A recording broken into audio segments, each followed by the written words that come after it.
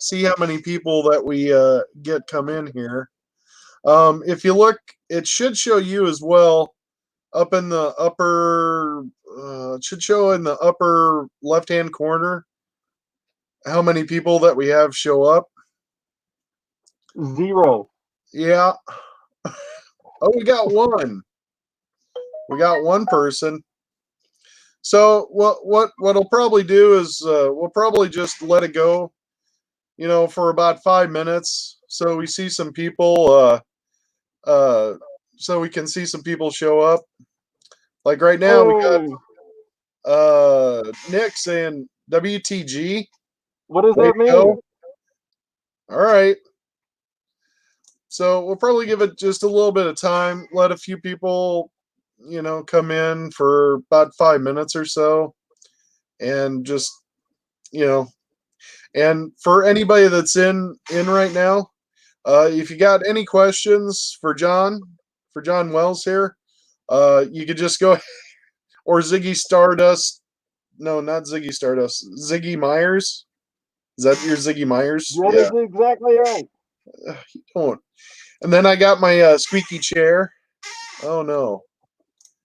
And Nick says WTF. So if you guys want to, leave a comment or a question or something like that, just comment on whether you're on Facebook or if you're on YouTube.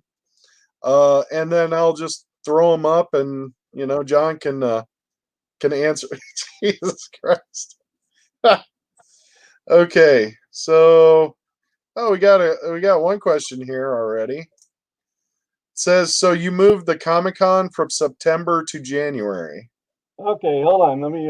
I have to get into real mode now. You got to get into John Wells mode. Bring out John Wells. All right. Hi, everybody. Okay, there's John Wells. Okay, so we've moved every show, not just one of them. Every show has had to move because of the COVID. So even this this app, what is it called, Kev? What? Oh, StreamYards. StreamYard. That's it. Yeah. So even StreamYard is something that's totally new to me. I would have never given this any kind of attention other than the fact that you are like, hey, this is a new thing, and now that we're all tucked away in our homes, this is a way that we can actually hang out, right? So, yep. So we've moved everything.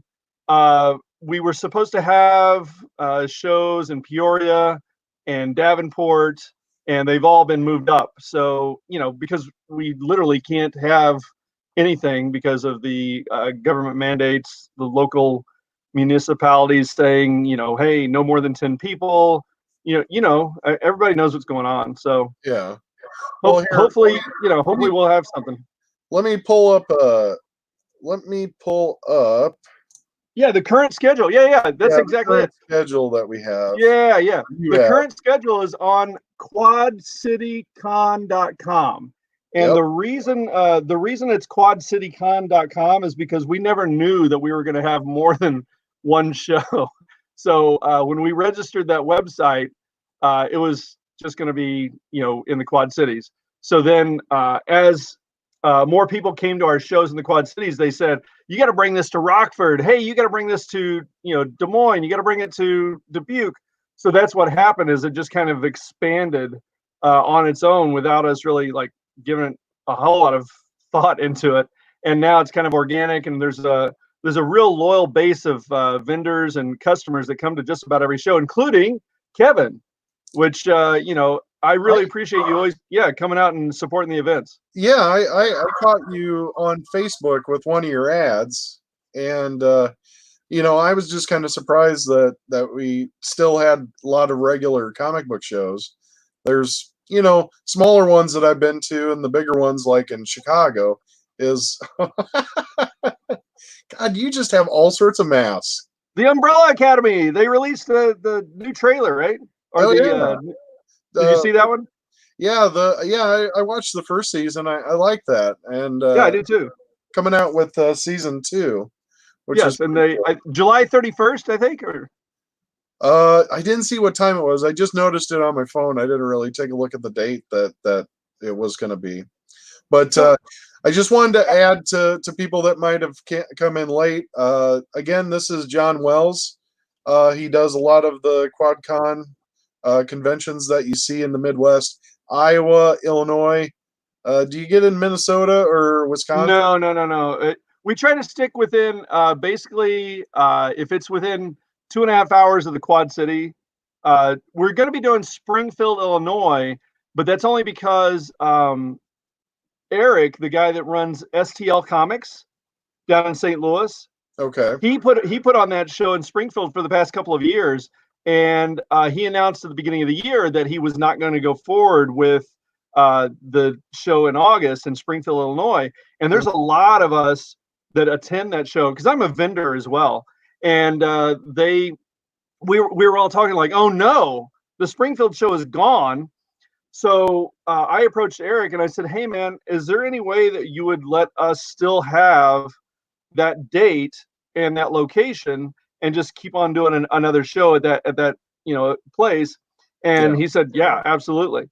And so we're very happy that he's on board and he's out there telling people about it.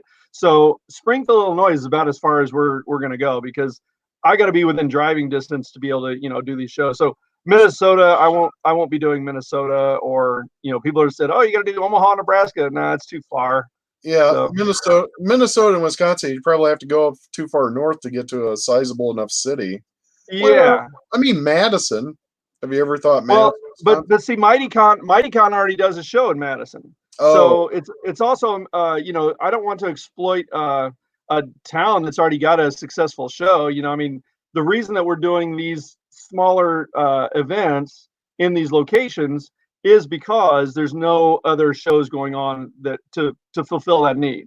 Sure. And so MightyCon's already got Madison, so I mean I'm not gonna try to step on their toes. Yeah, because those guys are cool. They've always been cool to me. So I've only been to one convention up in Madison, but I can't remember who put it on. It probably was MightyCon. I just didn't really. Well, there was some other show in Madison that was. And it was at the big convention center. Well, did you go to the big convention center? Yeah, I think I went to the big convention center, like the one that is made by a famous architect or something. I can't remember. So you weren't downtown? You weren't by the river? Yeah, it was right on right on the water there. Okay, so it was MightyCon then. Oh, it was MightyCon. Yeah, because it probably was MightyCon. Because there was another one, I guess about a year and a half ago, that they tried to put on a big deal out at the really big convention center place. It's like, I don't know, maybe 5 miles from that place.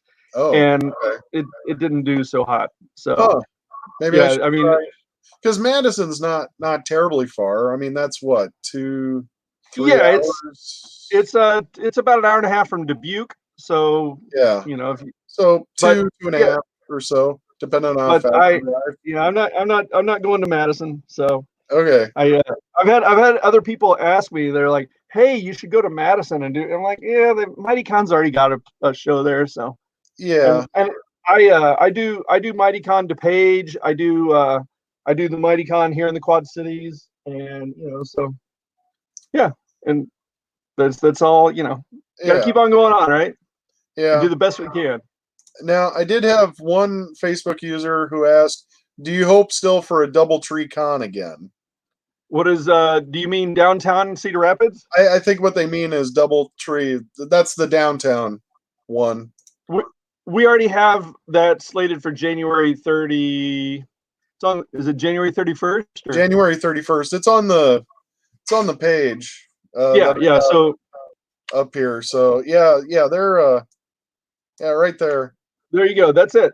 Yeah. Yeah, we've signed the we did sign the contract, and everything's going forward. Okay. So.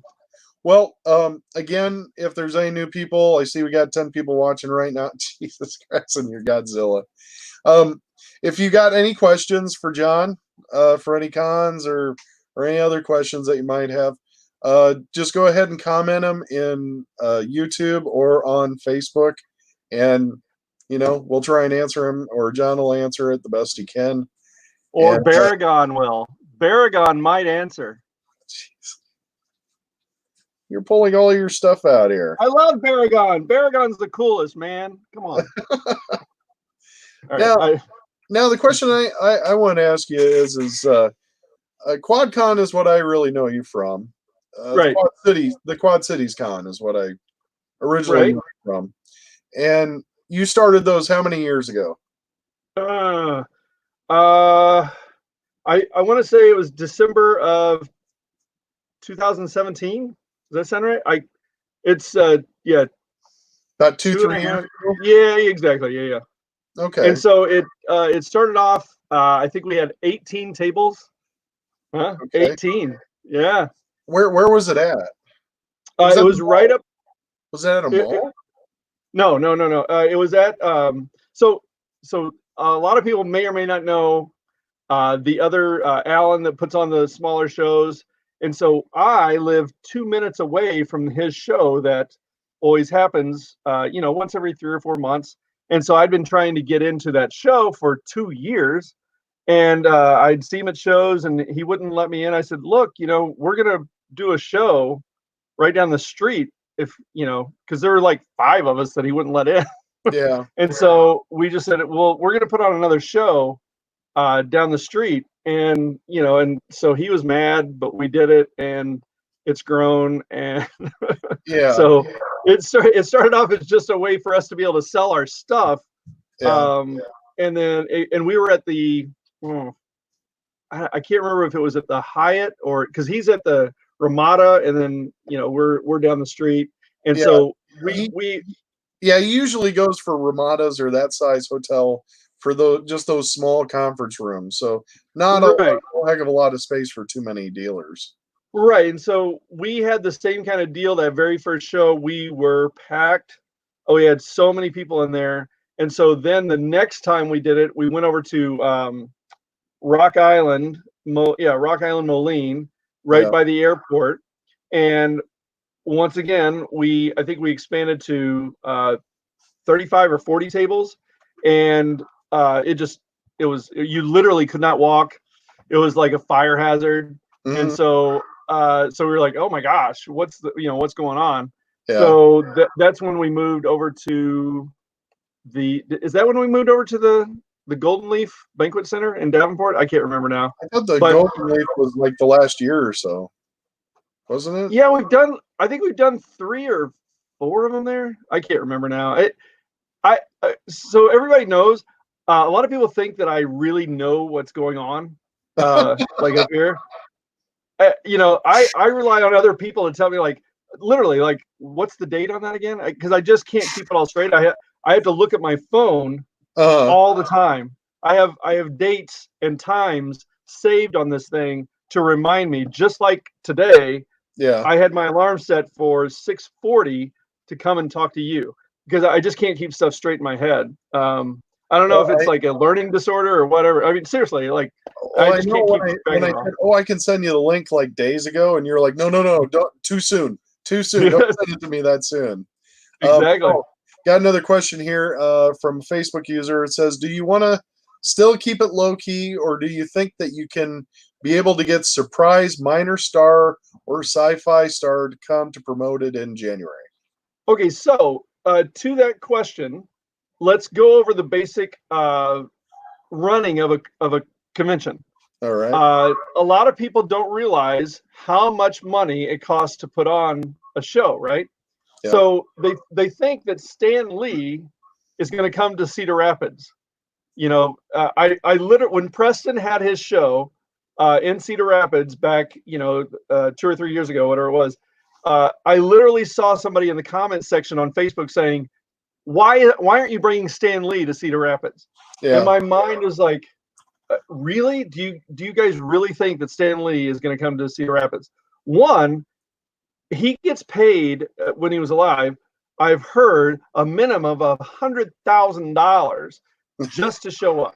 Okay, so $100,000, who's going to pay that, right? Well, these huge conventions do that, right?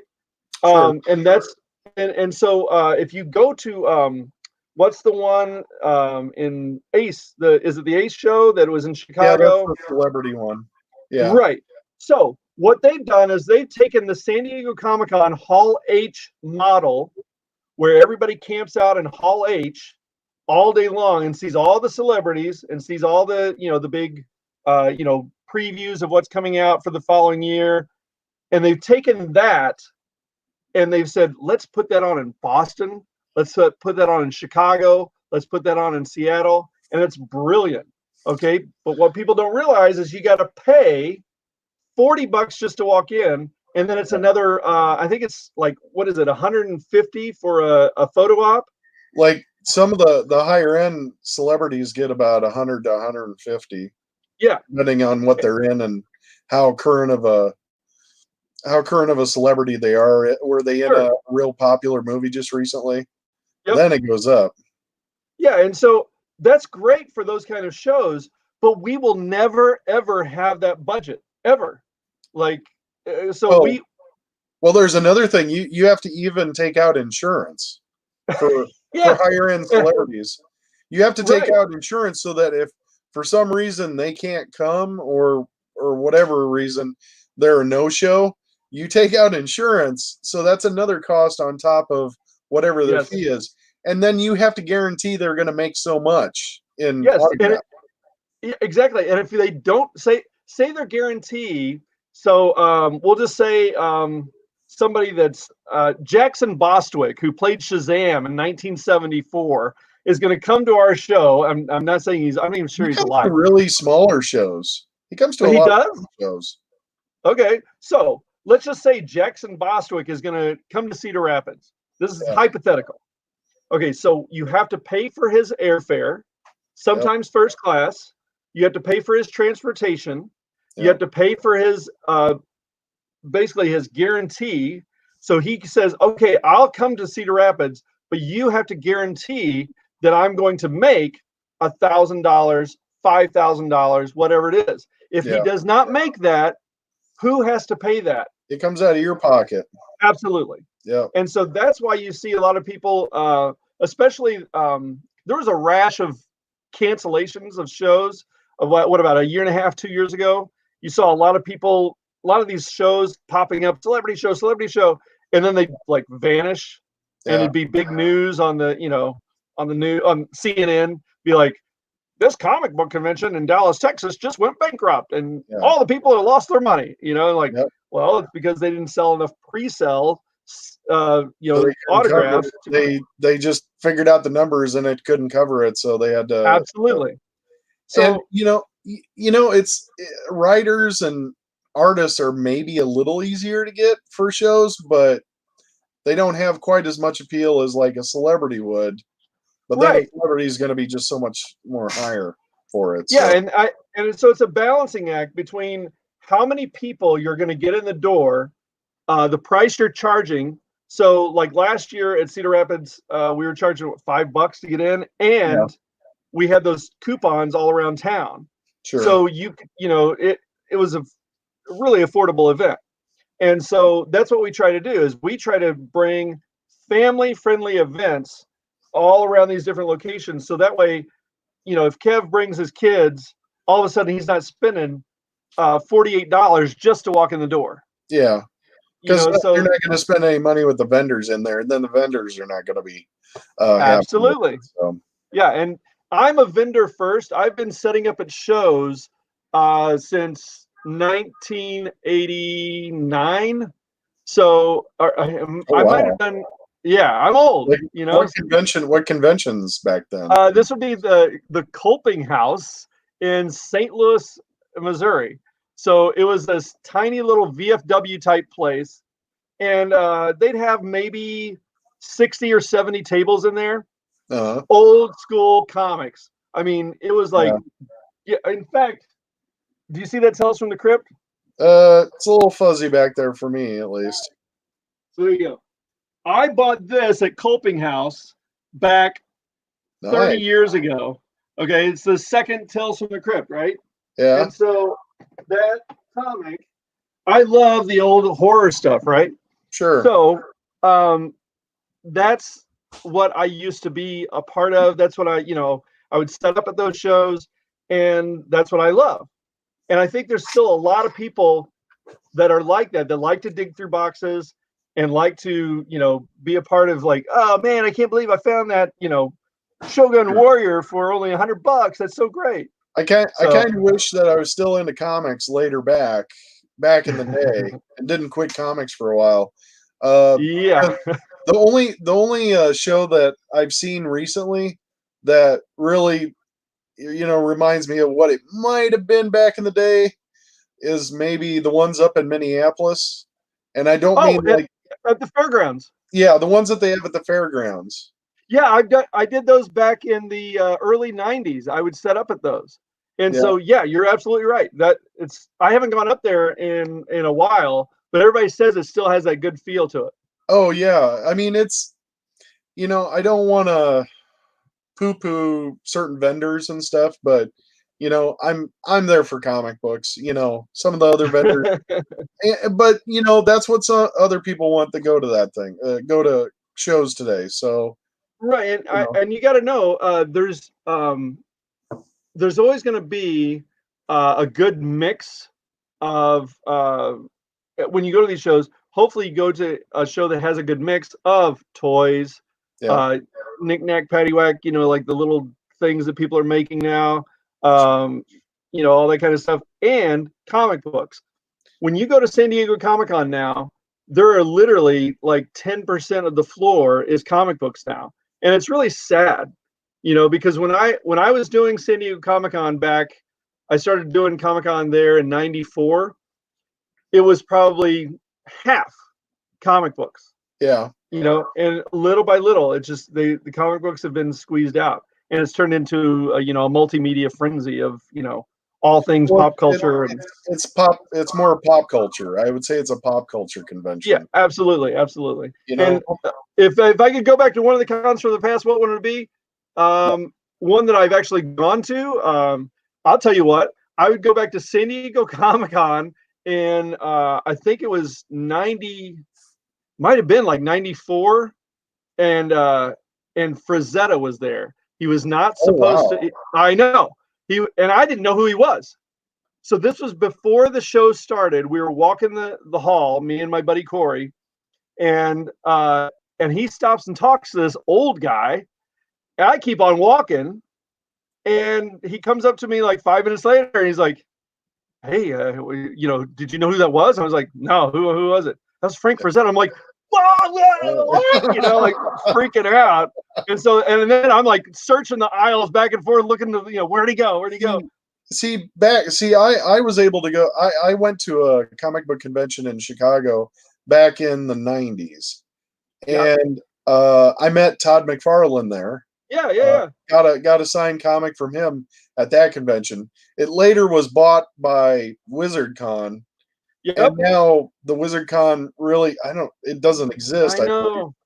And then, C2E2 kind of came in, and it has the best feel of what it used to be like.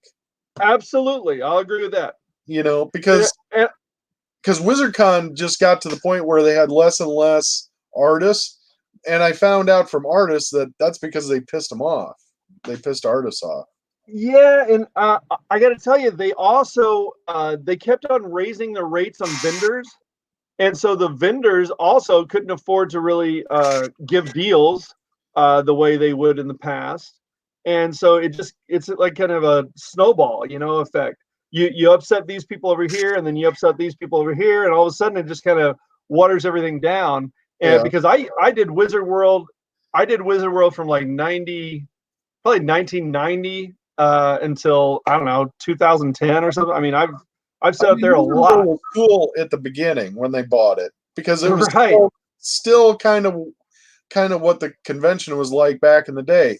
But man, it just started. I mean, and I got out of comics and then back into comics, within the last 7 or 8 years. Sure. And I went to that, and it was like such a difference. It's like, where's all the artists? I mean, there's no artist alley there. It's pretty small. I mean, you just had to find the individual people and I think I got like 2 or 3 autographs at the Wizard World, and then I was kind of done with it. And So we got another nice. question here. I'm glad you enjoyed Mike DiCarlo. Yeah. So his rate. So I can't disclose anybody's what they. I can give you their agent's name, but I'm not allowed to tell how much guests get for coming out. It's part of the contract that you have to sign. You can't discuss how much money they get. If they're wanting peanut butter and banana sandwiches every 30 minutes, that yeah. Well, I mean, if they want to get a hold of you at quadcon.com, yeah. And Mike DiCarlo, I love Mike DiCarlo. If you look back at Death in the Family, I mean, that is one of the pivotal, like, I don't want to say it was as big as Killing Joke because it's not, but it's still one of those things that was a really, really big deal at that time. And he was directly a part of it. So, you have to say, wow, this guy's kind of like, I wouldn't say a living legend, but he's a name, and I hope that people gave him some props at Cedar Rapids because it was kind of an experiment for us because we did have to, outlay some money to have him be a part of the show. And so at the end of the day, he said he had a good time, and hopefully people enjoyed his appearance there. I think if we did something like that in the future, we would probably want to have somebody that would also give some kind of panel or some kind of discussion, that would be like like DiCarlo, he would give a sample on how to ink, like maybe, like what goes into inking? Why is inking so important? Inkers aren't important. Yeah, right. Take a look at some of these guys jumble that they put on, on paper, and then these inkers make it look really amazing. I think the only problem you have is, does the spots that you have a space to do like panels or? So what we're gonna do, hopefully, if things pan out for Cedar Rapids, is we'll probably have some kind of guest, and part of the contract will be that they have to give a presentation of some kind, like a 30-minute deal, and that way they will be part of the programming as well as a guest. And so, because you always have programming, like you have video games. Contests, you have costume contests. I always check out your costume contests when you have those at the quad cons. And what else? I'm trying to think if you have anything else. I know that you keep it. Oh Jesus, John! Oh boy. Yeah, we gotta have the masks, man. We got another question here. Okay. Is there an artist? Yeah, I would love to be able to get. For me personally, I love Frank Cho. That'd be really cool. Trying to think of off the top of my head who I'd like to have. I mean, the big guys you always want to, Ryan Kincaid or just some of these names that I'm flaking out on right now. People that Scotty Young, everybody loves him now, or has in the past, 3 or 4 years. He's able to do stuff very fast compared to other people as far as drawings. Yeah, I actually met Scotty Young down in Daydreams in Iowa City. Oh wow, nice. He went there for free comic book day. How many years ago was that? Probably within 5 years. Nice. Now, if you see his lines at C2E2, they're nuts. They're about an hour or so. Absolutely. So I always thought, well, maybe he could be like a get. He's in the area, I believe. I think he's in the Chicago area, or I've actually tried to get him. He lives in Kansas City now, and he used to live in Peoria. So I was trying to get him for our Peoria show and have him come back and visit family and all that kind of stuff. Sure. And he just, listen, a buddy of mine explained it like this. John, he gets $1,000 for a page. Why would he take 3 days to come to a convention where he's maybe going to make $1,000. Yeah. He could stay at home and make $3. Yeah. And I'm like, yeah, that makes sense. Oh no, know? I mean, it was 5 years ago.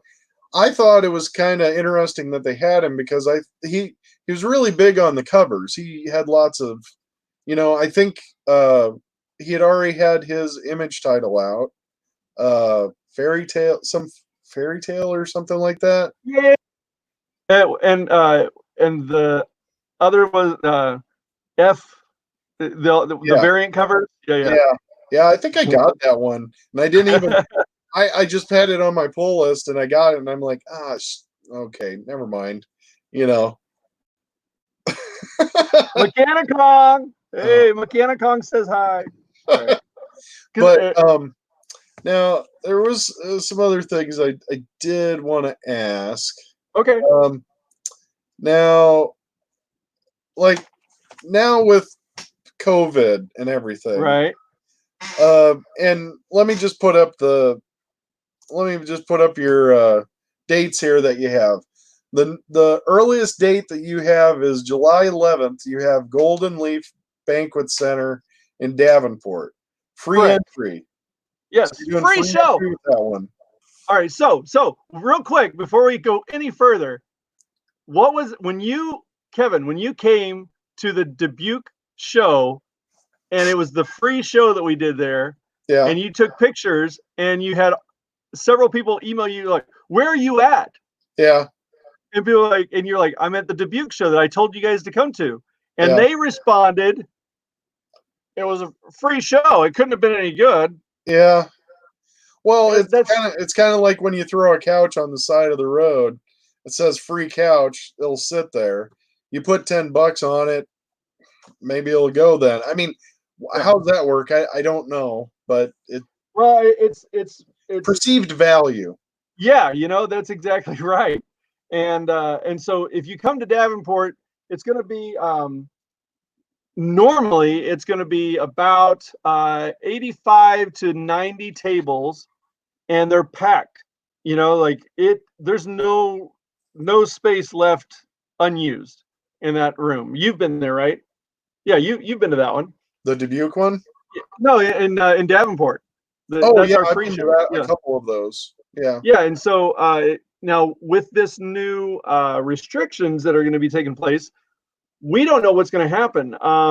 We may have to give 4 feet on either side of each vendor, and then that all of a sudden now we're going to lose 1/4 of our vendors or something like that.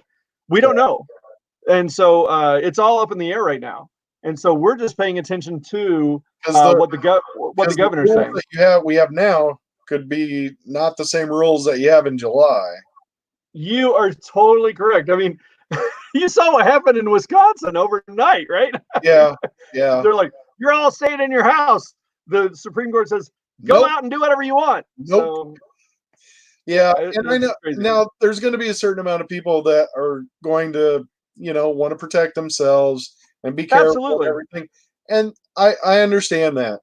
And you're going to do what you want to keep them as safe as you can.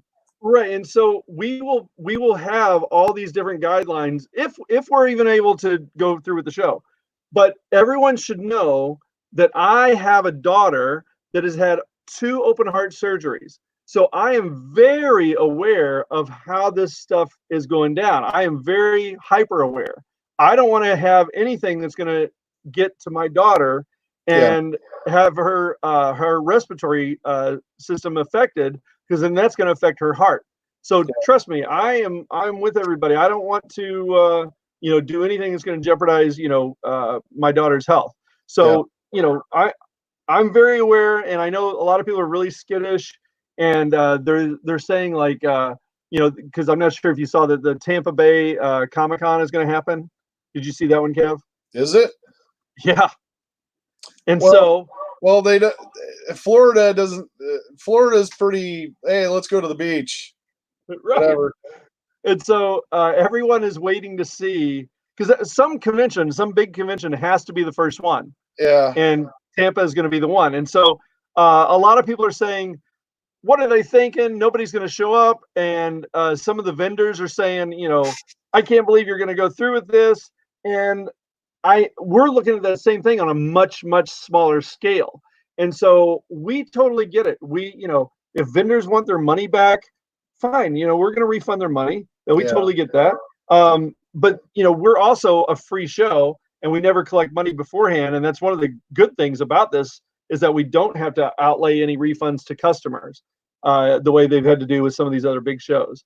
Yeah. And so we're trying to, go along with what the governor said. And C2E2 had to give money back. What a mess would that be? Oh my gosh. Well, but Reed Pop did, right? That they had the Seattle show happening in what 3 weeks later? Yeah, but that was I think far enough in the future that they decided we should just pull the plug now, just so we don't have to refund even more people. Right. When it happens. I'm gonna get a few comments in here just because somebody asked if there's an artist I wish I could get for an upcoming con. I'm gonna say John Romita Jr.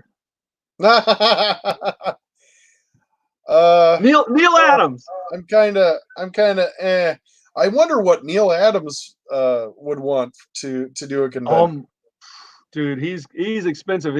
Did you? I'm not sure if you saw his location that he had at San Diego Comic-Con. It was a huge, like gigantic area, and so he's sitting way back in the back, so you can't just go up to him, Sure. And so it's a U-shaped thing where he sits way back here, and then it's this U-shaped thing where you look at all the stuff, and then you get up to him. Yep. And you talk to him. And maybe you talk to him. Well, I got a signed comic from him. So that's great. I do have one Batman comic from him, and he did ask me if I wanted it personalized to me. And my thought on personalization, and keep in mind, my wife is most likely going to sell these comic books, these signed comic books, when I die. So she'll probably get all the money from these things. I told him, I didn't do anything on the comic. Why should my name be on it? Yeah. And I just like a nice signature, and it looks nice. Yeah. That's how I collect. My Neil Adams story. I set up next to Neil Adams, literally right next to him, and he did not say a word to me the entire show. He doesn't have to. I guess he doesn't have to impress anybody. Yeah, I know, but but I've also had Todd McFarlane actually, when in the early 90s, I saw him in the parking lot, and then he saw me like a day later, and he was like, "Hey, what's going on?" Yeah.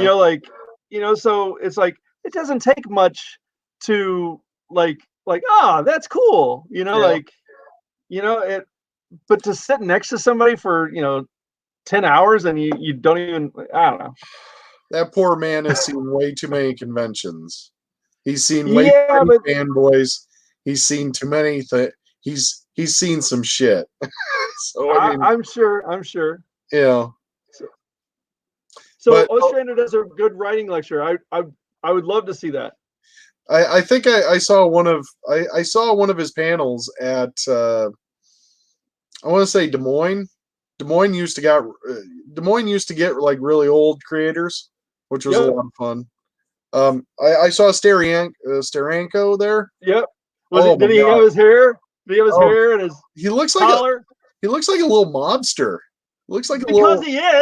He is a little mobster, and he has he has the hardest handshake, like the firmest handshake. And I realized as a 40-some-year-old, I don't know what a handshake is. Yeah. A handshake from a 60, 70-year-old guy. Back in the day, your handshake is your bond. Absolutely, man. But one other question here will pop up. Do you ever think you would? Do you think you would ever retire for vending? Okay, so you meaning like I'm not going to vend anymore, like me personally?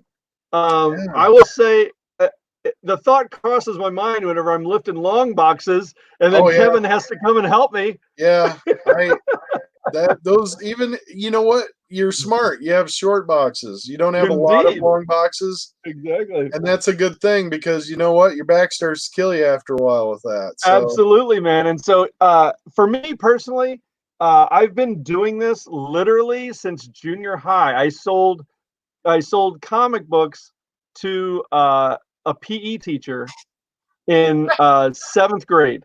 So what? I, What do yeah, I you even remember what you sold? I do. It was like an X-Men 95 and a 101, or because the reason I remember it is because it was Coach Walker. He comes into English class, he knocks on the door, and I'm not a jock at all. And so he says, "Hey, Mrs. Counts, can I speak to Wells over there?" And so I'm like, "Oh no, what did I do?" And so he takes me out and he's like, "I just want to talk to you a little bit." And I was like, "Okay." We walk down to the cafeteria and he sets so me down. And he's so like, how old is he? How old is he? he was probably, in my mind, he was like, 40, but looking back now, he was like Probably really built. So he's probably like late 20s. yeah, And so, yeah. and so, he sets me down. He's like, "I understand that you sell, or that you have quite a big comic book collection." And I was like, "Yeah." He's like, Yeah. "Well, I'm looking for some things." I was like, "Yeah." So yeah, Wow. yeah, I know, it's so weird. And so that was my first What does this transaction. adult want from me? I mean, that's kind of Yeah, funny because back when I was a kid, back in the '80s, what when would this have been yeah, for you? I'm 50, so this would be 1983 maybe. Oh, okay. Yeah. So, like in the '80s, when I was a kid, it was baseball cards, Right. and it was really mostly baseball cards, and there was very few kids that probably collected comic books in my town. I was probably the biggest collector, So at a you certain point. so you had a lot of Ricky Henderson rookies. No, Ken Griffey. Okay, all right, good. All Ken right, cool, Griffey. cool. I mean, Jesus Christ, we had a stack of Ken Griffey, Jose Canseco, Yep, you yep. know, Mark McGuire, those sorts of things. Yeah, But yeah. the adults in our town were freaking sharks, man. They cleaned all us kids out, And I look back and I look at my That's funny. collections. And I'm like, shit, they cleaned me out back then. They were, oh, I'm gonna, I'll help you fill your set out. You give me this rookie card. Mhm. Jesus Christ, did I get screwed out of that? But Hey, they gotta fill their own collection, man. yeah. Then we got So, one more thing here. Ostrander was at an Illinois show. Oh, there was one in what, Rockford? He was at a Rockford show back. was that about 2 years ago, 3 years ago? I think uh, so. It was before you had your shows out there. Yeah, yeah, yeah. And a radio station helped put that one on, and they had quite a big guest list, and it failed miserably. Oh, really? Um, yeah, it See, did. the one that I went to had like a Catwoman writer that was there, Okay, and that guy just pulled out all of his Catwomans out of his basement and was getting rid of them for a buck a piece. And I okay. looked through them, and they were who does the girly art, like the girly covers, the really good girl covers. Oh, Adam Hughes, Adam Hughes, all Adam Hughes covers. buy them all. I bought them all. I bought them all. Yep, Made a decent amount of money off of those. I was like, totally. he didn't give a crap about him. He's just like, I just want to get him. He got him free from DC. He's like, Right. just get him, get rid of him out of my basement. Hey, whatever. Let's see. Is there a comic series or toy line you wish would come back on the market with new stuff? Yes. I'm just gonna tell you right now. I love Micronauts. Okay. There's a Micronaut there. I've got let's see. Whoa, there goes the Micronaut. Obviously I'm into the Godzilla stuff. Yeah. Let's see, I've got um Are you into like Japanese toys? Is it? There you go. This is out of this Tetsujin 28. Okay, that's a Shogun Warrior type stuff. If you remember that, Shogun Warriors. So I like the old diecast stuff. Sure. So that's for me personally. That's what I love. So Bandai has this series called the Soul of Chogokin, and so it's taking those old diecast toys and kind of bringing them back. And so here I've got this. You might remember Dragoon. He's missing his arms from back in the day. That's my own. Oh yeah. When I was you remember that guy? Yeah. So that's from when I was a kid. This is the one that I actually played with. See, that's why he's missing his arms. I had Micronauts, if you remember those. Yeah, for sure. Time Traveler. Yeah, and they had those little clear bodies and everything. Yep. And I got rid of my mom got rid of all that stuff with my Transformers on garage sales. And that's why they're worth money now. Oh, I pop onto eBay every so often just to see how much they are. It's like, oh no. And you know what? Yes. The thing is my stuff I always kept in really good shape. Right. Like, I used to have all the guns and bags and stuff like that. And the stuff now that you get is just beat to hell, right. If they do even want to part with it. So absolutely, yeah. And trying to reclaim my Transformer collection from when I was a kid is good luck. Would be yeah, you're gonna be better off buying the reissues if you want to keep the boxes and everything. Which I have. The reissues. Walmart. Yeah, the reissues are good. Yeah, I've picked those up. The sad part is when I see one that comes out and is like, oh crap, I already have it. It would have been nice to have the box and everything. Right. So, Will Pfeiffer. This is something that I'm. There you go. Do you know who Hedorah is from the? Do you remember the smog monster from Godzilla? Nah, Godzilla isn't really my big. All right. Sorry, man. I think it's cool. I still think it's cool. I'm a big Godzilla fan. I love Godzilla. What do you think of the more recent movie? Some of them are good. Others are just kind of. When it comes to the new one that's coming out, the King Kong versus Godzilla, I'm totally excited about it.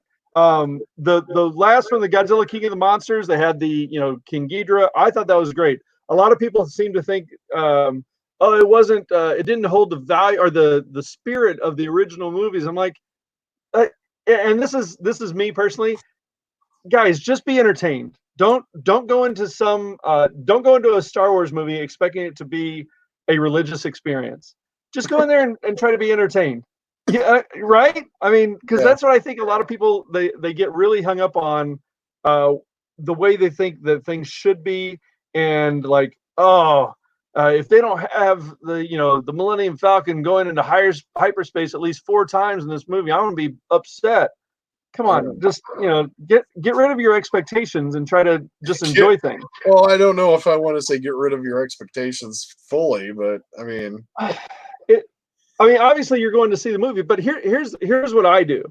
I don't watch trailers and I don't read reviews in advance, and so sometimes that comes back to bite me because I went to see Joker, and I had no idea what that movie was all about. I thought it was just going to be like Suicide Squad or no. Yeah, exactly. And I turned to my wife about 15 minutes into it. I go, this is really depressing. She's like, it wasn't really a Joker movie. It was a character study of a guy who turns out to I mean, I enjoyed the movie, and when I enjoyed it, I don't mean like I enjoyed it in the same way that I enjoy superhero movies. I enjoy it more in the vein of high art movies, I guess, if you want to say. But absolutely, and I got to tell you, I walked out of there and I was like, I'm not sure I enjoyed that movie at all. Yeah. And then I was in the shower like 3 days later, and I was thinking about the Joker movie. I was like, oh, well, I guess this movie was actually, well, yeah. And so do I take it as, wow, this is actually really good and I need to pay attention to this? or is it I was just disturbed by it and like I don't ever want to see anything like that again? I don't know. But looking back on it, I mean, I thought I thought it was an incredible performance, and I thought it was well deserved of all the accolades that it received. So, but I just rewatched the Batman movie with Heath Ledger. Oh, I haven't seen that in years. That is still a very entertaining movie. Is it? To this point, I had actually forgotten a few parts of it. Yeah. And I'm not like when what movie was it? Avengers came out. Man, I saw that so many times in the theater. It just made me happy to watch it. Sure. Now, Batman movie, I saw it once. I waited a bunch of years, saw it again, watched it again, and I was like, yeah, that was a good movie, Right. And bring on the Snyder cut. Right? Is that what we're going to do? Yeah, listen, I think that for HBO, that's a smart move. Like we said earlier, we were talking about it before. It's a way for the studio to get some new money in the door for subscriptions for HBO Max without having to spend a ton of money. They can all of a sudden, re-release of this, and they did have, some really big names trying to get this cut to be released. I'm not sure if, if Mark Hamill started to say, I want to have a different Last Jedi, and I'm going to have, if he could get the, groundswell to get people to actually support remaking the Last Jedi, because so many people are upset about the Last Jedi's interpretation of who Luke Skywalker is, blah blah blah, but I think that for Justice League, it's something that's already sitting on the shelf. Let's re-edit it, let's add some different things. We could probably shoot this whole the things that they need for a couple $1 million. Boom, get it out on DVD, and they make a bunch of money that way. If anything, to just stop people from saying release the Snyder cut, I'll be happy with. And you know what? There's so little stuff to watch right now. Well, I'm diving back into like older stuff and to watch. Like Batman with Heath Ledger. I mean, I'm trying to just watch stuff that I'm kind of forgetting about, and I'm like, I kind of Do you watch anime at all? Lots of it, yeah. Well, have you watched Demon Slayer yet? No, is that a newer one? Yeah. Demon Slayer.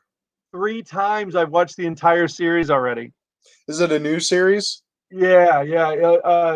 Crunchyroll gave it. They're the big anime site. They said it's considered one of the best anime, or one of the best fight scenes, because it's a really long, drawn out fight that takes place over a couple of episodes, and they say like it's the best fight scene that's ever been created. No. It's okay. It's not a Dragon Ball Z type fight. It's actually a storyline that you're Anyway, trust me, if you want to watch something cool and you don't mind anime, Demon Slayer is where it's at. So trust me on I'll have to look it up. I think one of the more recent ones that I saw for anime was Vinland Saga. Okay. Nope. It's God, what is it? Have you ever watched The Kingdom on Netflix? Kind of reminds me of that. Basically, a guy, a warlord kills a boy's father. Okay. And the boy, wants to kill that guy. Sure. And then becomes part of his band. And then grows up. And he's always in his mind, he's like, I'm going to kill him one of these days. So Vinland Saga, it's pretty interesting. Okay. It's kind of weird because it's like Vikings, but Japanese. Yeah, I mean, some of the stuff they come up with is just really off the top. You just kind of go, okay, you just go roll with it, And one other thing that I watched recently was Fire Force. I haven't seen that. That one's kind of a weird where firefighters in the future all have fire powers. Cool. And they fight demons that cause fires and stuff. Hey, all right. It's got like a screamo death metal beginning to it. Okay. Okay. I got to turn the volume down. No, you got a baby metal, man. Baby metal. Well, that's baby metal. Facebook user says, per Kevin, you should definitely try Castlevania. Castlevania on Netflix is really good. Okay. The story's written by God. Who? It's a comic book artist or writer that's doing Castlevania. Like one of the good ones. I can't remember. Ellison. Ellis. Harlan Ellis or whatever. Okay. Ellis. All right. B-Stars, Seven Deadly Sins. Seven Deadly Sins I enjoyed. Watch the first, not the second. So Seven Deadly Sins, that's anime from a couple of years ago? Yeah, I believe. It's, okay. Trying to think. It kind of reminds me a little bit of certain 90s anime. A little bit. But so did you happen to watch Death Note at all? I kind of watched a little bit of it. Me too. I'm not saying it was bad or anything. I thought it was good. I didn't think the movie was great. Gotcha. The Netflix movie that they put out was, I think, kind of disappointing for who liked the manga. And One Punch Man. Oh God. Yes. One Punch Man's awesome. Stargirl. I have not seen the new Stargirl show on the CW. Have you seen it? No. Is it on the CW or is it on DC? I don't have cable, and I only have Netflix and Amazon. So that's the only thing the only way I get to watch anything. CW has a free app, I believe. Okay. That's the last time that I use the CW app, since I do have TV apps, so I can watch some of that stuff. Nick wants to make my name is Inigo Montoya. You killed my father. Prepared to die. I've been on an Andre the Giant kick. Did you watch the documentary on HBO on Andre the Giant? Yeah, I love that. I thought that was great. One Piece. We are. See, Nick is in our comic book group, and he's a big anime fan. Gotcha.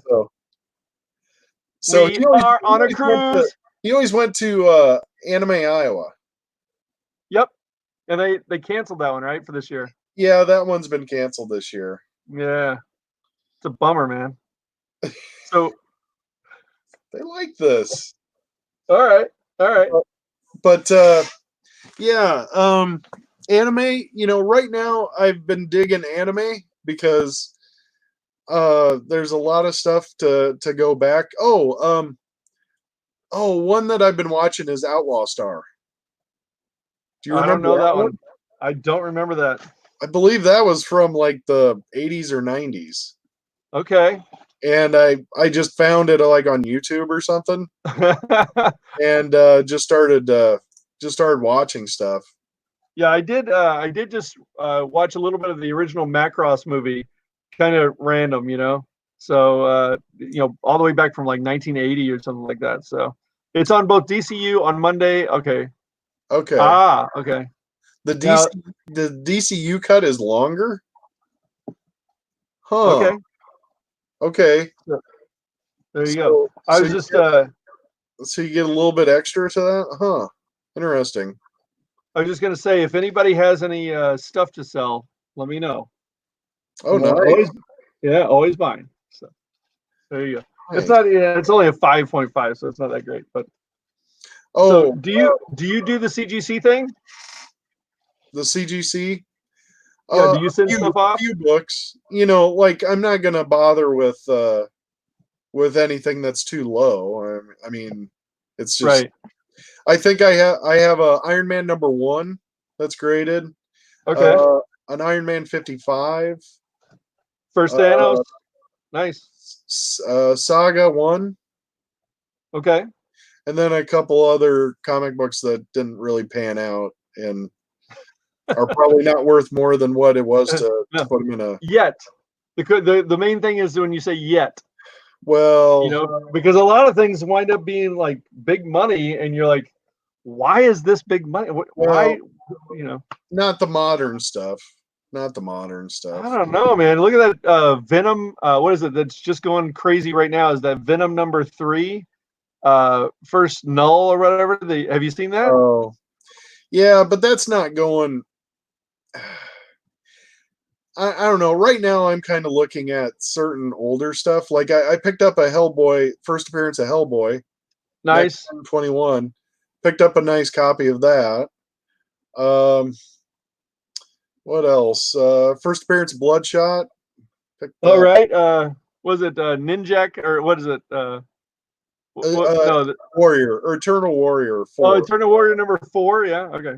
Yeah. So I picked that up. I thought I had a copy of. Oh no, what's this? That is creepy as hell. Where'd you get that from? My buddy is he went to school to learn how to cut hair, right? And I said, Carl, what are you doing with this head?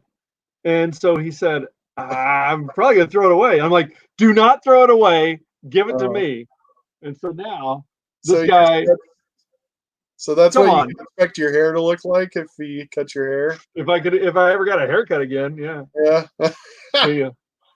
So there you go. So, but I'd love to have that beard. Wouldn't I look great with that beard? Just rip it off there. You could have it. So in our house, every now and then you'll find that guy in a closet. You open the closet, scare the shit. Absolutely, yeah. You know, the thing is there's like a person at C2E2. One of the vendors has a they have a mannequin head, right, up stuck. It's like a woman's head, and it's like like this. And every time I see it there, I just sit there and I look at it like, oh, that just creeps the hell out of me. You know, when you're a vendor at these shows, you have to do things to entertain yourself. And because there's a lot of, you know, sometimes there's some downtime when you're not interacting, or the show's really like Deadsville and you're like, oh, I just want to go home, you know, and because there's nobody here or nobody's buying anything. And so that's why you have to find things like this. And you're like, hey, hey, kids. Yeah. And so, you know, you just entertain yourself, man. And if you can't do that, then you probably are just going to be like miserable, you know, like, yeah. Oh, you know. I'm going to look at my questions here. I just want to make sure. All right, cool. I got everything I wanted to. All right.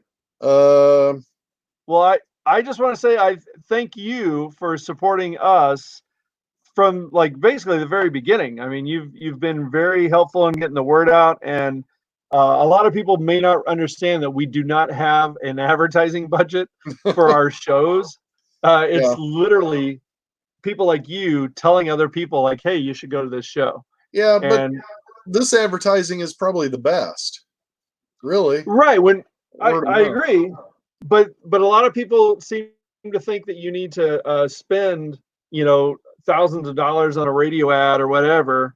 Yeah. And you know, and I just don't see the benefit, or you know, really we're not in the position to be able to do it because you know we're charging, you know, $3 or $5 for entry, you know, and by the time you pay for the insurance and the hall, you're done. You don't make any money, you know. So yeah. So whenever you guys see me set up, yeah, you know, please buy some stuff, you know, because that's, you know, that's how it all started. Is just me and some guys getting together and saying, you know, how can we sell our stuff to people, you know, and then that's it. That's what it all turned into. So, and you know, the kind of sad part is that I saw on some of your posts that you had, people kind of got a little bit snippy with each other on, you know, the posts, and you know, I mean, and I have to say, be respectful.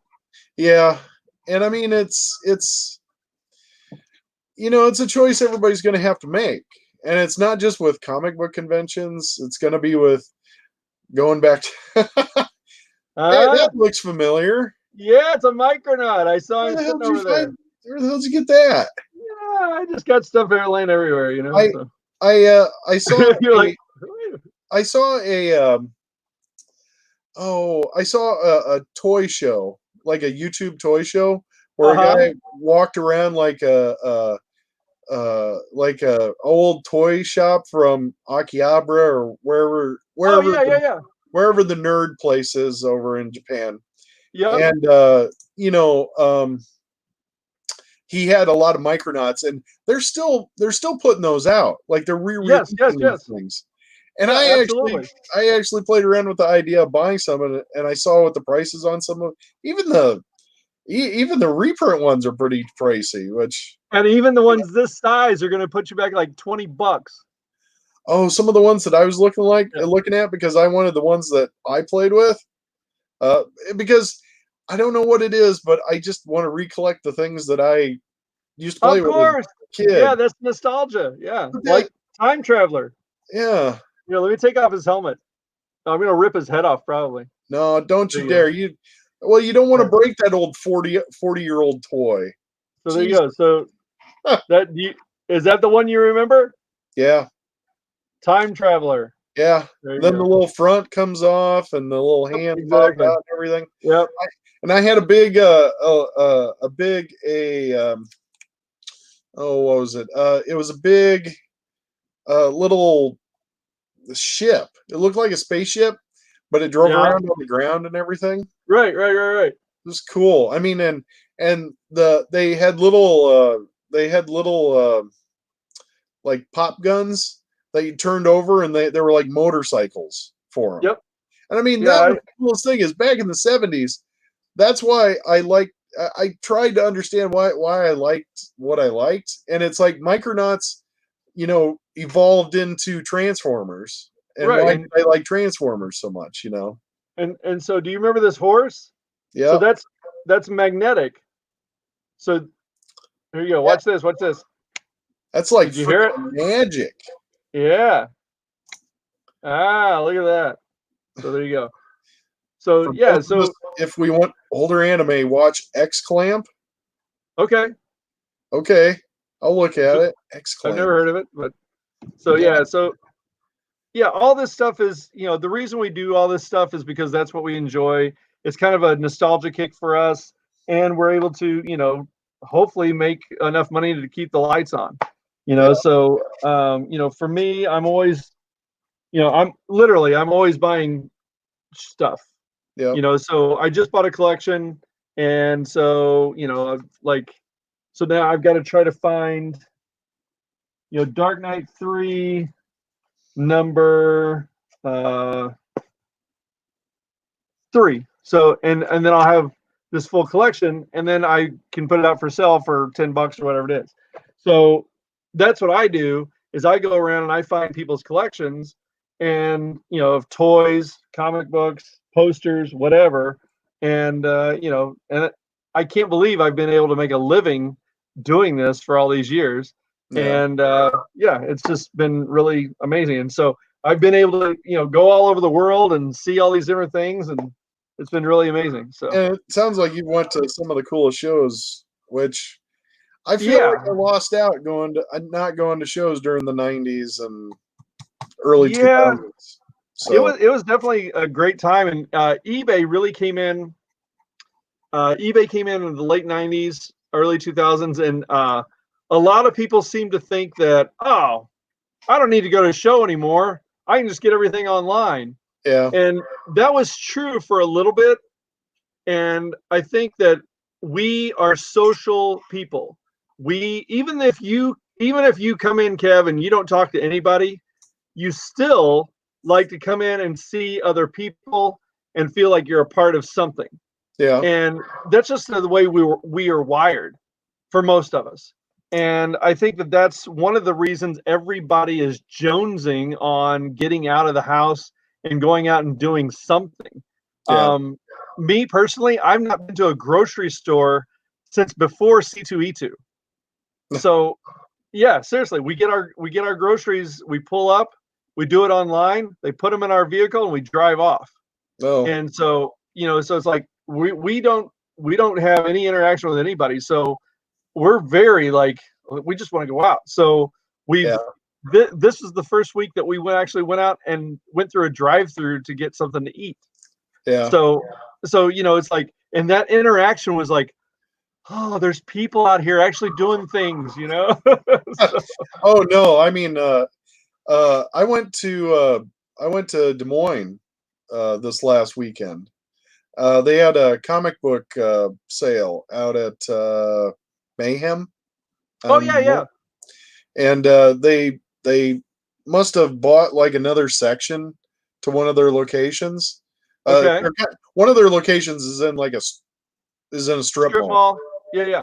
Yeah, they bought like the one on the end. Okay. And they brought in like a bunch of tables, and then they had them all spaced out and everything. Uh-huh. And you just, it was one person to a table. Like, if Okay. you've ever been to a comic book thing and you got some dude right beside you and he's like lying your box. Yeah, you're elbowing him, like Yeah. trying to get him out. And, Yeah. The thing is yeah, I don't they did a very good job with it. I ended up let me go grab something. all right. So Mayhem, you're saying that Mayhem did it right in the fact that they spaced everything out and they had certain rules set down for the customers so that there was social distancing involved and everybody obeyed the rules. Yeah. Yeah, and they only allowed one person per table. Okay. Only one person per table. Uh-huh. And if there was one person at every table, you didn't get in the store. You didn't get into that. Wow. Yeah, you had to stand outside. So how many tables were inside then? Like 40? No, it's probably 20? eight down this way, 6 this way, and 6 this way. There's probably 3 rows. 8, Okay. 14, 30. Okay. Maybe 30. I And think. so was there a big line outside of people waiting? No, just like a couple people. Okay. And usually it was like groups that were there. Okay. And they just kind of hung around outside. I think some might have actually left because they didn't realize, Right. we went there early. Me and my friend Tom went early. Okay. And so did you find so is this all dollar books or what? Oh, that's it was all dollar. It was all dollar books to a certain degree. Okay. But they had certain things like I found some reprints. Okay. Like these are $4 Yeah. reprints, and they were selling these for $1. Okay, that's cool. And I love these reprints. Yeah. If I don't, I've sold those for $5 easy. Like this. Oh yeah, First Justice League. Yeah. So if I saw these, I snapped them up, and Sure. Worst comes to worst, I'll just give them to people at the comic club if we have another meeting. So you'll have another meeting. Yeah, but yeah, I found some older stuff. That sounds good. I mean, you can't go wrong for $1, man. Yeah, the thing is I was thinking it was going to be the guy's comics that were in the shop that he was selling. Okay. But it was ones that he was storing in his garage or something, in the garage. Okay. So I was kind of like, so, and a lot of it wasn't sorted other than the letter, like B was all in a box. Right. But I did find, I don't know if you know this of me, but I am a big collector, and of course I can't find it right now. I'm a big collector of Ghost Rider. Ghost Rider, yes, I did. I remember. Didn't you get Marvel Spotlight number 5 or what? Marvel? Don't. I got the first Ghost Rider. Yeah, at one of our shows, right? Well, Marvel Spotlight is his first appearance, but I have his first comic of his first series, his own series. Okay, gotcha. It's still a pricey comic, and it's a cool Sure. looking cover. But I don't know if I can afford the spotlight right now. Dude, keys are just insane now. It's crazy. Who knew that keys? You know, we talked a little bit about it where we thought that the price of comics would go down.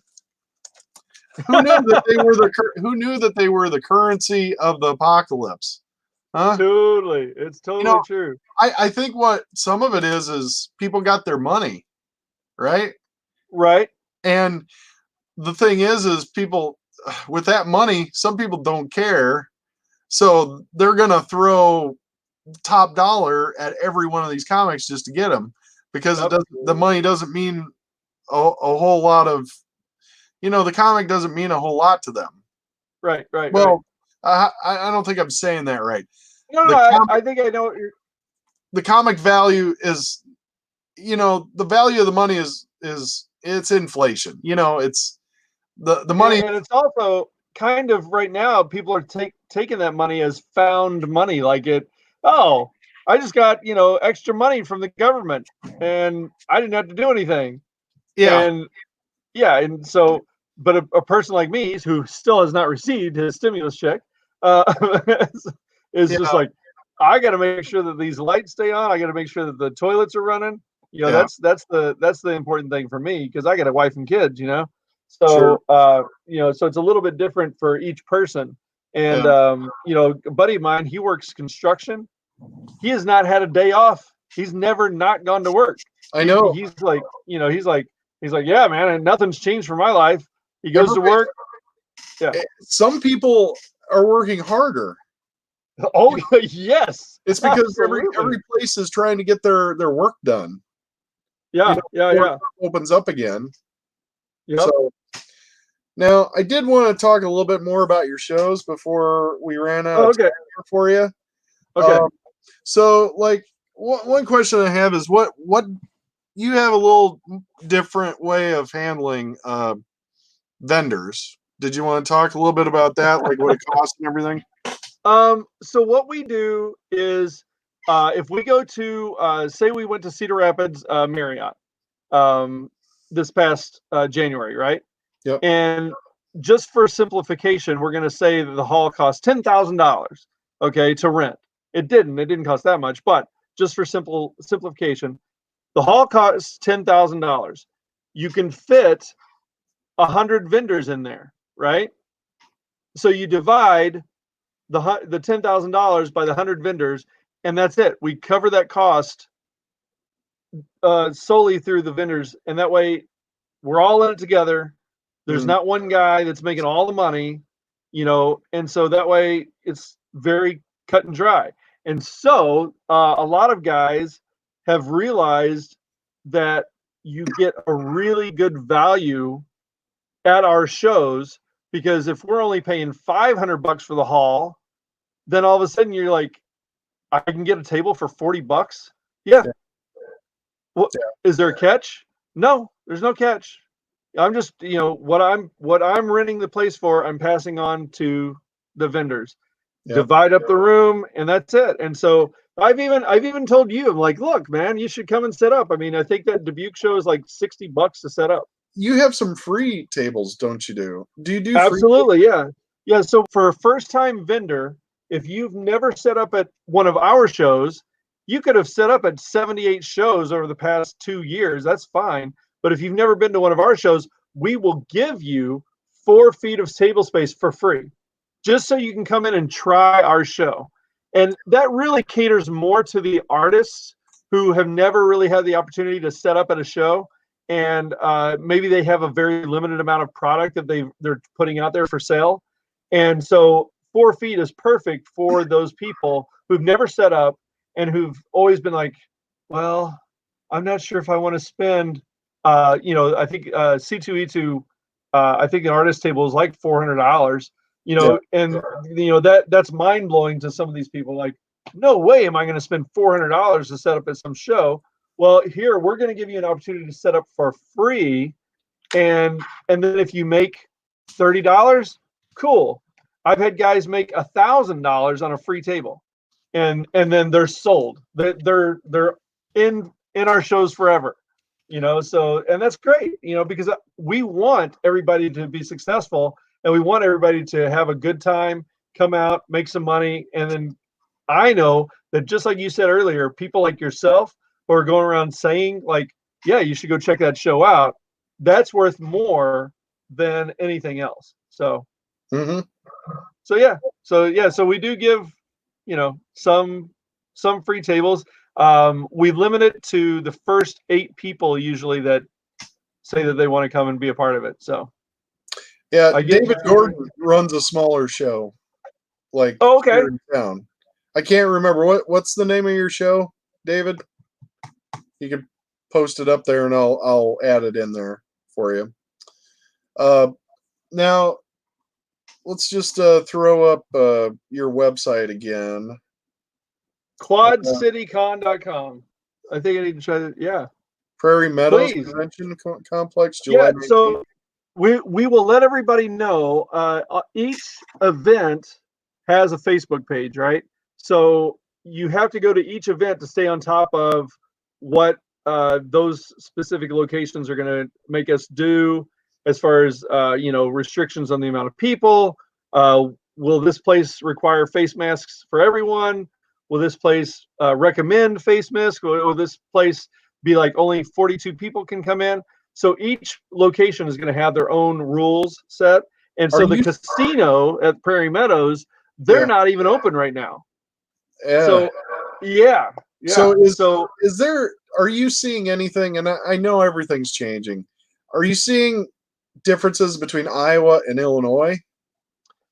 Well, on the face of it, yes. But as far as the hype and the media goes, I just talked to a buddy of mine in Texas, and they, I run this other thing called Torque Fest. This Torque Fest right there. It's a big hot rod and music festival. And so I've always wanted to go to it. You got to come out, man. And so there's Gordon's Independent Comics Expo, yes.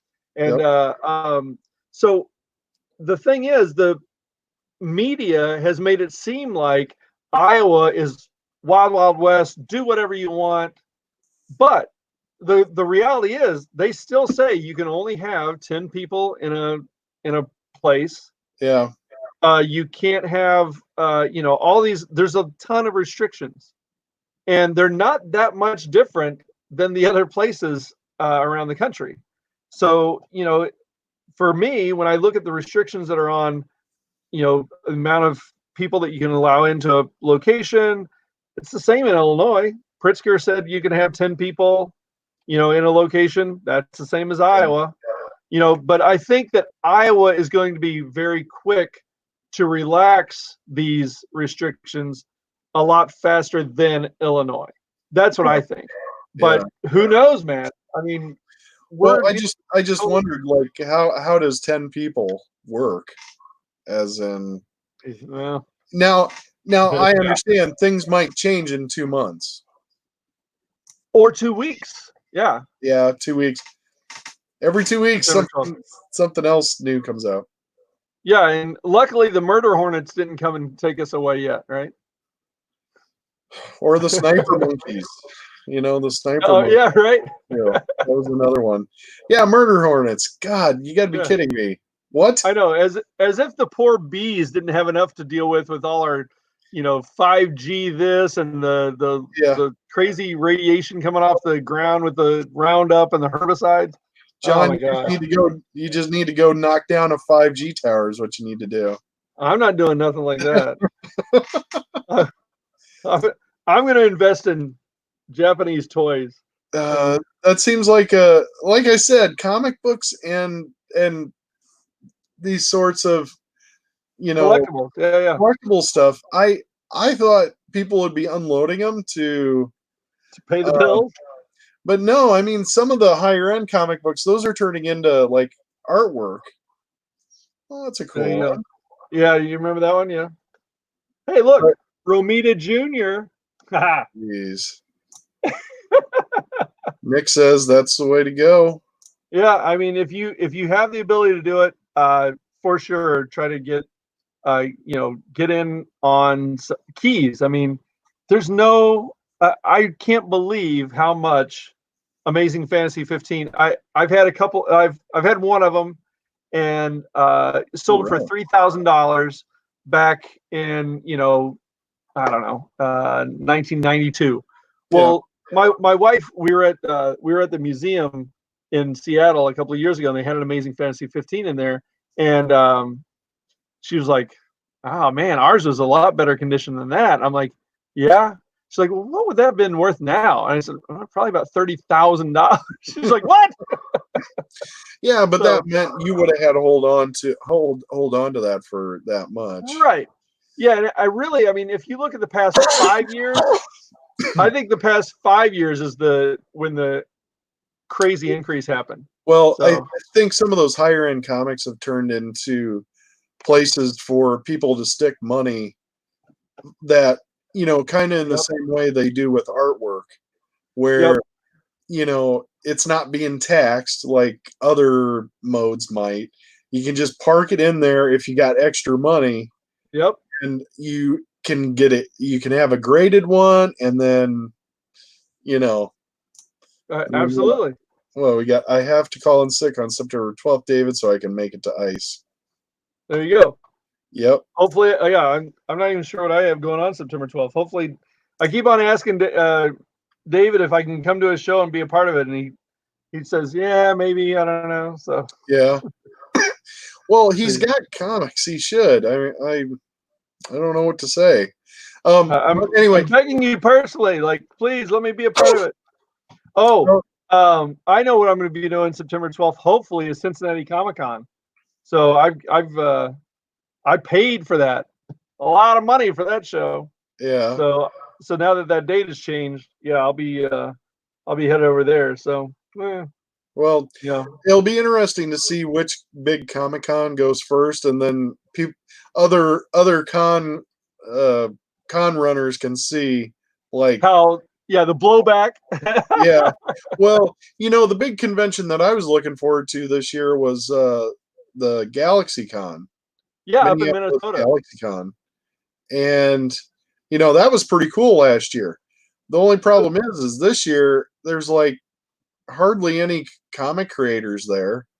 So it really doesn't have the interest to me. It's almost turning into an anime and voice actor convention, which doesn't hold a lot of interest for me. Is that in September or? No, that one's November. November, okay. Yeah, so I mean, November. It has November a chance. 6th. It has a chance, but Minnesota is pretty locked down.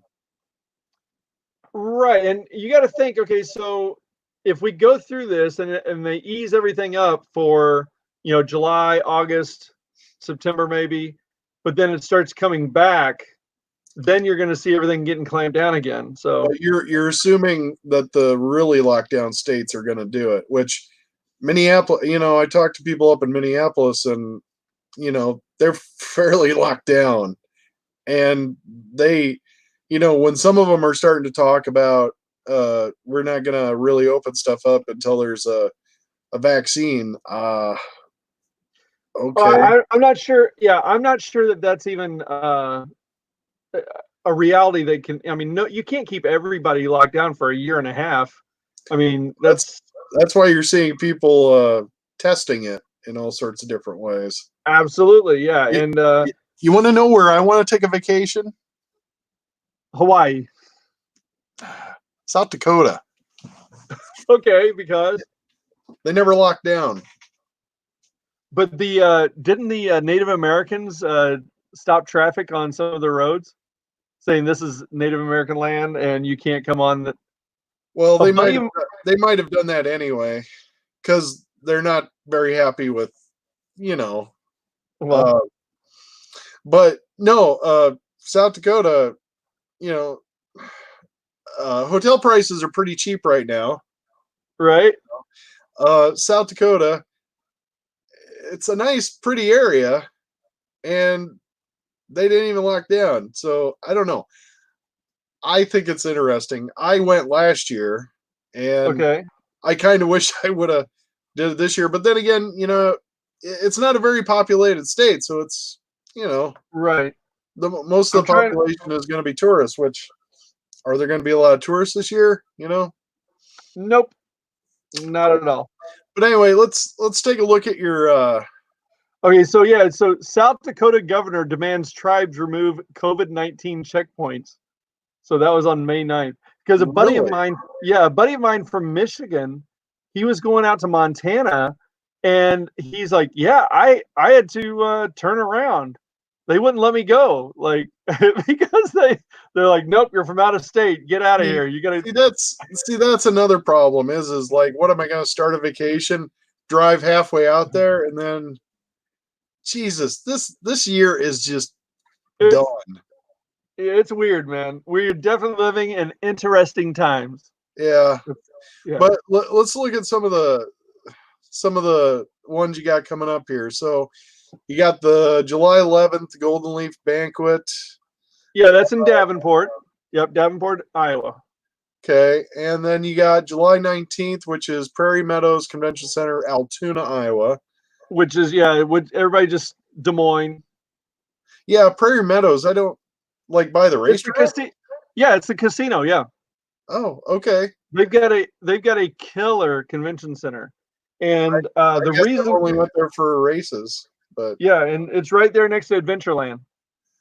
And then August 1st, you got Crown Plaza Springfield.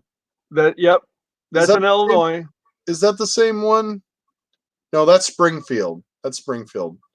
So yeah, Springfield, Illinois is going to be that's the one that Eric from STL Comics ran for a couple of years. Gotcha. And so we took it over.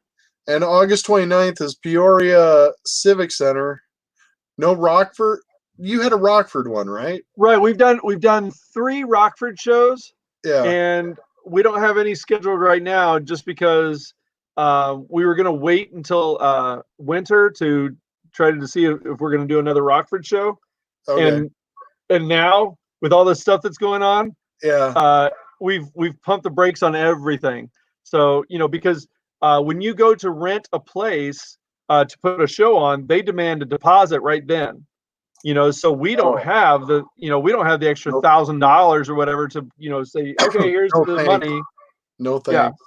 Yeah, exactly. So you got September 26th, you got Coralville Marriott Conference Center. Yes, right up the street from you. Okay. So I hope you're there. That's new. So I hope you're there. Okay. So that's right down the street from you. So anybody that came to Cedar Rapids show, drive the 15 minutes down to Coralville. Yeah. And it's the same place that they have the Anime Iowa show. And it's 30,000 square feet we got to try to fill in there. Oh, man. So, yeah, dude, it's like huge. And they're like, well, no, we don't rent part of this room. Oh. I'm like, oh, okay. Interesting. Interesting. No, that looks like a cool one. I mean, Iowa City is a weird one. Like, I don't know. It'll be interesting to see how it does for you down in Coralville. You never know. You just got to try, man. You just got to try. Yeah, and I did notice October 31st. Halloween, baby. All right. Why? You don't want to do a show in Dubuque? Does that help or hurt being on Halloween? So here's the thing. We on certain shows we team up with the locations, right? Yeah. And so that's a place where Five Flags Event Center, they let us come into that place for free, basically. It's like a partnership. We advertise the event for them, and then they collect the money. And so it's like, it's really cool for them to give us that date. So we're at the mercy of the date that they give us. Yeah. So because, we don't have the, I think it's like minimum of $8,000 to rent that place or whatever, and that's without any kind of staff, so, if you go in there and you say, hey, is there any date that you're willing to give us? And they come up with a date and you say, thank you, so that's all we can do, Yeah. So, so that's the thing with, it's during the day. So, right. and it would be, and hopefully people, this is my thought. Think of this. How are kids going to trick or treat? Well, hopefully they'll come to the Dubuque show, and all the vendors will have candy, and the kids will go through in a parade and get candy from each vendor. We did that last year at Peoria. I understand, but how's trick or treat going to work now? Oh, you mean with COVID? Yeah. Oh man, they'll just be wearing their masks. Everything will be fine. All right. I don't know. No, I'm just asking a question. There's so much time between now and Halloween, man. No, I know. Hopefully there is a Halloween this year, right? Yeah. And then you got December 6th, Pizzazz Event Center in Burlington, which that's the casino. So that's why you put it out that far. Well, once again, the casino, we did our first show in Burlington at the Pizzazz, and then this last year, the same hotel company owns the Hampton Inn down the street, and so they wanted us to come down and do it there. But man, it was so small that it was like you couldn't walk. Yeah. And so we're going back to the Pizzazz, and we're getting a whole nother hall to add on to that Pizzazz, so that way we've got even more room. So it'll be a lot better. And people that want to come down, they can go and play the video games and go and do the laser tag and all that kind of stuff as a part of it. So it's kind of a 2-in-1. Yeah, I did like the Burlington show. Of all the shows that you do, I'll tell you which one is my favorite. Okay. It's the Dubuque Five Flags Event Center, the Dubuque one that you do. Okay, cool. That's my favorite. Just for the location, the mix of people, or the mix of vendors. Right. And then just the overall vibe. I like that one the most. So do you think, some people have said that it's too spread out. Do you like the wide aisles? Yes. Okay. And you're going to have to have them. You're going to have to have them. I mean, for now, for sure. Yeah. But some people want to bounce off each other. I mean, I guess I don't quite understand we're not close enough together. Jesus Christ, vendors knock each other's shit off all the time. Absolutely. But here's the thing. A lot of people think that if you have wide open space, that you didn't fill the hall enough. Yeah. And it's like, so who knows, man. So, Nick said you could really get a good show of people at the Marriott. It's a perceived value, for a $0 show. Well, it's a $0 show. I didn't think it was going to be worth anything, Yeah. Exactly. Then take $1. I don't know, but you also do, if you come in later. What is it? 2:30. At 2:30, it's free for all our shows. Which is very smart, because that's the time. Excuse me. That's the time that things slow down.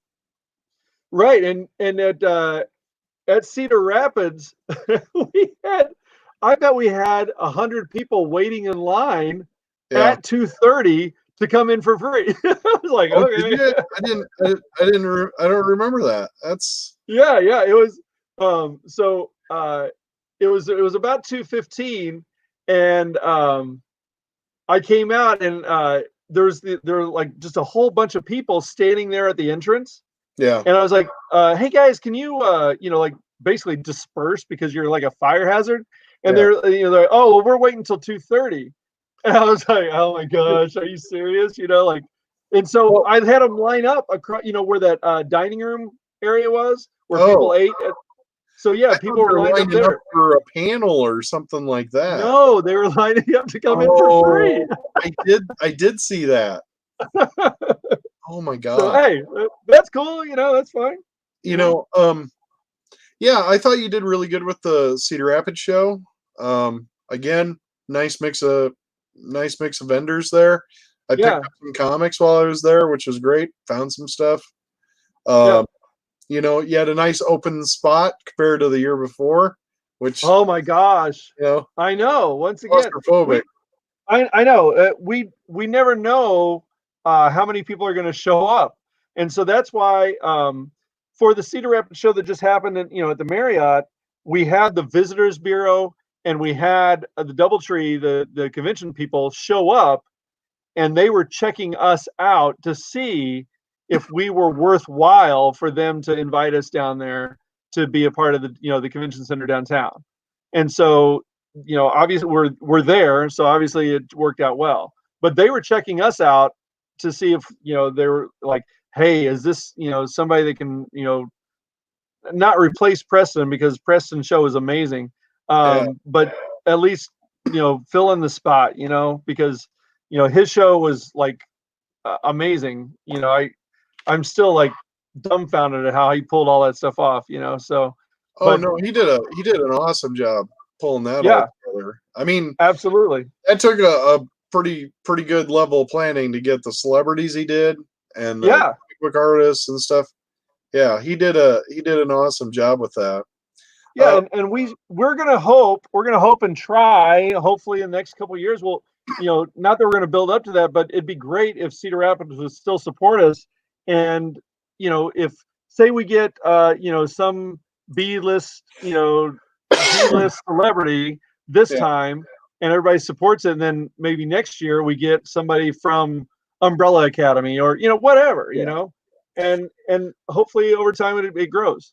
Well, just as long as people know that, celebrities cost money, and, if you're not pulling in huge numbers, then, and that could even go badly for you. So yes, it's a chance, but I did want to go take a look at your website here, just if you wanted to. If there's anything you wanted to point out or show, or no, I think I know other people have also kind of gave us static on our website, like we don't have enough information. We're a small show. We're not like, we don't do advanced ticket sales. We don't do, it's just like, just show up, have a good time, and hopefully you learn some, or make some friends or have the same common interest. That's it. So we don't overthink things. How's that? Yeah. Like, come on out, have a good time. I mean, you can have a down and dirty approach, and it does the trick. I mean, if you knew people that design, websites and could give you a discount or something like, I mean, but that'd be awesome. I mean, but the thing is a lot of this is just, and here we got the photo gallery. Yeah, there you go. It shows these are all photos from our past shows, and people set up at the shows. That's Scott Owl from the Zone in Pekin. This was at Burlington. Yeah, I'm pretty sure that's at Burlington. Okay. Yeah, that's at Burlington because that's the guy that owns. I noticed it from the carpeting. That makes sense. There you go. And this is Davenport now. Yeah. Look at all the people. Wow, that was a lot of people that were in the cosplay. Yeah. And there you go, old video game stuff. So, we try to show that's good. That guy's funny. And then you have your video game contests. Right. Comics. There you go. Tons of comics. Yeah. Yeah. So, tractors. Somebody had tractors there. This guy, I like that guy. The guy with all the old Transformers and older toys. Yeah. Andy Nixon. Yep. Yeah, I see him at a lot of your shows, and yep. And so here recently, we've had certain photographers come out and actually do like professional photography now for the cosplay people. Oops, black on black. Yeah, I know. And another one. So, that was there you go. There's an Ewok. Adorable. So that one was Rockford. Yeah, this was in Rockford. Yep. Yep. So we had a really good turnout in Rockford for the cosplay. That was the one that won right there. And yeah, we're not trying to be some giant show like C2E2 or anything like that. We're just having a good time, and you're not going to break the bank. and it's like, come out, enjoy the day, and you can just have some fun with the family. And hopefully somebody like you who's looking for Ghost Rider comics will still be able to find some Ghost Rider comics for an affordable rate instead of having to pay all this money just to pay at the gate and the parking fee across the street. So yeah, that's what we're trying to do. So there you go. but B-list autographs will be cheaper, which is great. If I'm a fan, I don't care how famous they are. Oh, okay. Well, there you go. So some people just want to have that experience of meeting, some, celebrities from the past or whatever. So, yeah, and if we can get people to come out, great. If not, then we're just going to keep on keeping on. yeah. This was Cedar Rapids this last year. So that was quite the turnout. Quite the turnout. So yeah, it was great. And everybody had a great time. It was a nice hotel. It worked out really nice. Were you happy with how it worked? Absolutely. I just like you said though, we didn't it got tight in the morning. In the morning it was a little tight in the vendor room, in the dealer's room. And then it as you can see right there. Oh my God. I just saw my wife. You got a picture really? of my wife. There you go. I didn't know she was there. Yeah, she was looking for me. You took a picture of her looking for me. All right. So yeah, and I know that you are in the photos from this last year at Dubuque because you were cosplaying as Nope.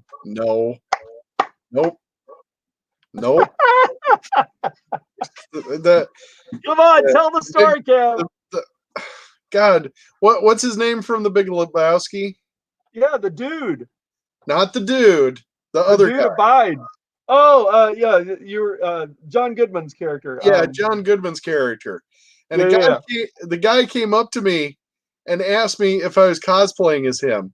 And I told him to go F off. And he just started laughing. And then I went back and I said, I'm sorry, I didn't know what to make of you, And I then looked at what I was wearing. Exactly. Like, oh shit. Yeah. Yeah, I kind of look like him. If I had the glasses and I did the boots and all that stuff, right. I mean, I could have actually cosplayed as him, So you're this close to having an award-winning cosplay of John Goodman without even trying for it. Exactly, without even trying. Yeah. So all right. I don't know, but yeah, I don't want to keep you too much longer. I know you have another engagement. Yeah, I've got to go do a birthday party on Zoom now. Yep. So that's pretty cool. I've never done that. So very cool. So, but thanks, man. I really appreciate the time. And again, your effort and your personal, I guess, letter of recommendation that you always give out to our shows is very appreciated. And I really do thank you for helping us out. I just enjoy it. You do a fun show. You look like you're having fun. So, oh yeah. If you're not, then why are you doing it? Yep. So, if there's any parting words other than that, I'm just gonna. No, man. I just remember that Mechanicong loves you. Okay, and together, we will get through this. Yes. Together. All right. We shall. All right. All right. Cool, man. Cool. Later. See you later, John. Talk to you later.